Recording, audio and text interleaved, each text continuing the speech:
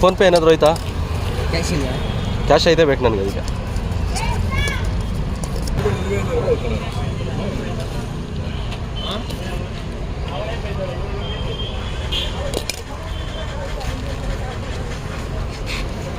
Okay ಸ್ನೇಹಿತರೆ, ಚಿರುಮುರಿ ಏನಿದು ಹೆಸರು ಬೇಳೆ ತುಂಬ ಚೆನ್ನಾಗಿತ್ತು. ಮತ್ತು ಇನ್ನೂ ಒಂದು ಏನಪ್ಪ ಖುಷಿ ಅಂದರೆ, ಈ ಥರ ಒಂದು ಬಾಳೆ ಎಲೆಯಲ್ಲಿ ಕೊಟ್ಟಿರೋದ್ರಿಂದ ನಮಗೆ ಕವರ್ ಯೂಸ್ ಮಾಡ್ತಿಲ್ಲ. ಸೊ ಇದನ್ನು ನಾವು ಅಲ್ಲಿ ಹಾಕಿದಾಗ ಏನಾಗುತ್ತೆ, ಇದು ಕೊಳೆಯುತ್ತೆ.